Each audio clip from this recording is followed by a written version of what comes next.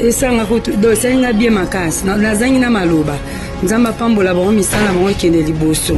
po ebele bakanisela bana oti me bango na mutema malamu o bazana ngo bakanisela bana na biso en tout cas biloko nyonso to botindaka pona bana na biso tozwaka ngo donc ekoma kato ya bango pena na maboko kofungwana okotanga komona bango mama Julia na papa Desho. Mama Julia na papa Desho en tout cas place bozali nzamba pambola bino.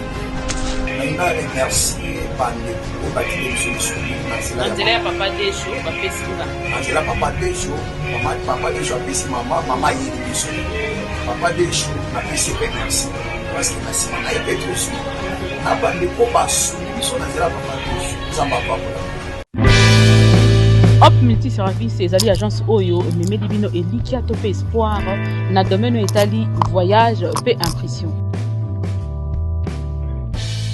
Toyebi que l'agence de voyage ezali mingi na kati ya ville ya Kinshasa kasi Hop multiservice ezali désormais partenaire ya MK Yokani télévision ayedi bino makambo ya sika to pe biloko ya sika. Nayebi ke lelo na Congo bameli bato bambongo baleli na bandenge ebele po na pesa kimbongo na ngai kutu d'ailleurs depuis mutango numéro l'écrasité ezali na agence oyo ezali sûr pour na ba voyage na bino pour na voyage pour na tourisme pour na visa de travail pour na visa d'études tokotinda mwana na wana esika ya kitoko oyo koyeba ko regretter ata mokolo moko te pour na visa d'études ya États-Unis tozali na possibilité kopesa yo na Canada pe na Europe mobimba yo ye kaka oyebisi biso ke olingi kotanga nini wapi oyedi biso ba document tokosenga yo topesi yo visa na yo na en bonne et due forme kitoko pe malamu mingi donc komitungisa te mama lala na kimia tango pesi mbongo na yo na bateau ya sérieux zwa ya solo kuse na yo pe lala pongi na yo ya ba bébé parce que résultat ezali ya malamu ezali kopesa ma possibilité na Hop multiservice ezali toujours pour na visa de travail na bamboka lokola Allemagne, Israël,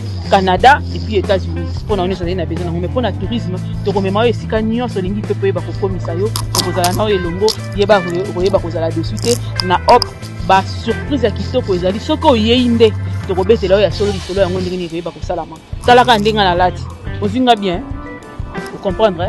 on est allé car moi essaye parce que au fur et à mesure où on a rattrapé côté les maya pembeni il y a agence oyo et il y a chaîne nabino et Yokani télévision vous allez jamais déçu vous voyez parce que vous avez une capacité à refaire sabino ba impression na ba fiche nabino il y a ba format A4 na A3 chose ali pe na ba bâche chose ali ko sala ba banderole les ali wana ba casquette de bomoninga na ebikola ta sikoyo ba t-shirt les ali ba carte de visite les ali ba mikondi ya mboka ba autorité yo nyonso na entreprise na yo ezali ko yeba ko fleurir to pe ezali bien assis to pesa yo ba conception kitoko ya ba carte pona ba o ba kolinga ba yeba ya solo ko benga biso bo mitungisa te numéro yango nazali ko pesa bino ezali plus 243 81 19 28 891 na bandele plus 243 81 19 28 891 esika wapi soko bengi kozwa biso tokoyeba kopesa ba service ezali nango besoin pour na voyage to pe pour na impression tali ko senga ngai adresse na bisi bino adresse na ezali na avenue Tabora numéro 52 na Tambo magasin na croisement Kasavubu et Tabora na quartier Salongo référence boyebi bureau ya Sonas ezala na Kitambo juste en face ya Camp Luano esika bezali pembeni ya mosquée ya ba musulmans ezali wana mosika te na Camp Babylone donc soko komi wana otuni adresse ya agence oyo ya kitoko pe ya Elikia ezali Hop multiservice donc biso na Hop multiservice Elikia ezali kaka mwana nzambe komi sa Elikia te yaka pona voyage na yo ezali kozela yo.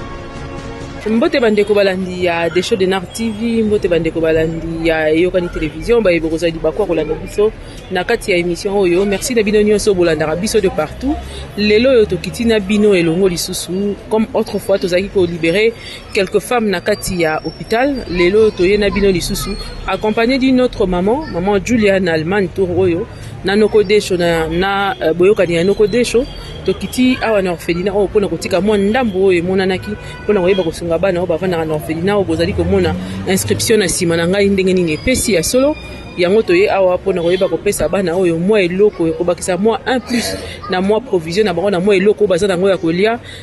ndenge kaka ezalaka oyo bato nyonso basalaka kasi biso toye toponi tomeli mona mwa jus mwa semoule mwa loso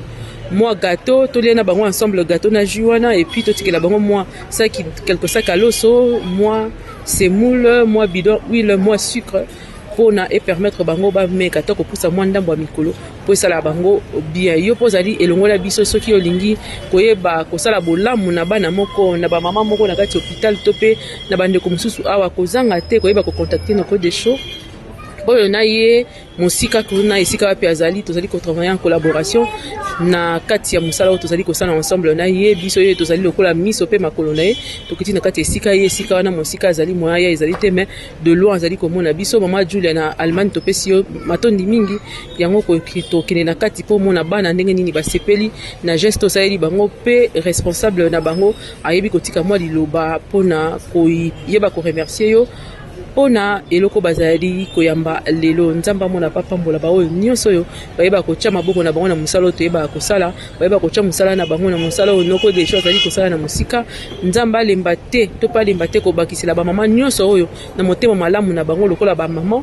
ya solo nzamba bakisa na maboto na bango na ba famille na bango pona bolamu nyonso bazali ko sala auprès de ses enfants ko pesa bana oyo esengo ezali loko to zali ko senga na bande ko nyonso parce que bano bazali à venir ya lobby alors tant yo penser na bango zo penser na venir wana tika nzamba iba ko tala pe kana yo nzamba iba ko chape loboko na bana na yo ya bana bande ko no pe ainsi de suite. C'est tout ce que j'avais à dire maintenant ensemble la bino tozo keneto écouta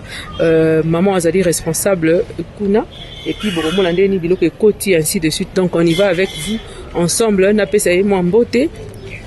allo bala biso mukie maman Mireille Boni bien maman nanga obi ko tandoi na yebi mama toye awa boni bana baza bien bino mo bozomona miso na bino moko eza témoin ngala ye kotala bino parce que mama Julia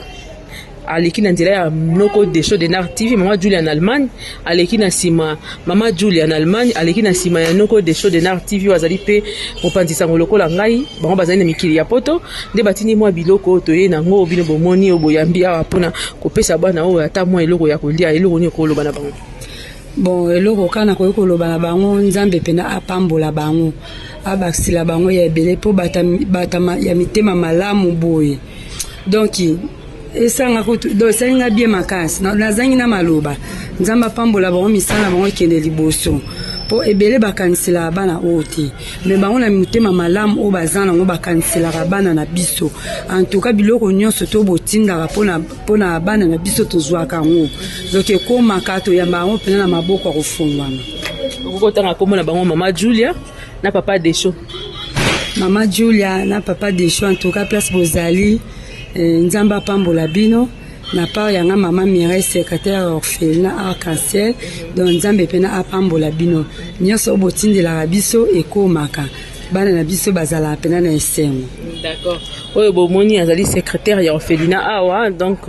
ye muta wasala moi ordre bozali komona awa na oyo esika tokei toke komona responsable numéro 1 ya orphelinat ye pasa na liloba moko ya koloba pe tomona ndenge nini bana bakomela na biso moi jus moi sucré ensemble bongo nsima nango toyeba koclôturer na suka. Merci papa Dieu donné toye awa na orphelinat na moi eloko ikomeli bino moi quelque sac à l'osso c'est bon moi jus moi gâteau sucre na bosali nde bidwa kuna to yaki pressé te bona uti musala na soki na latika robe na ye mais liloba na ezani ni kuna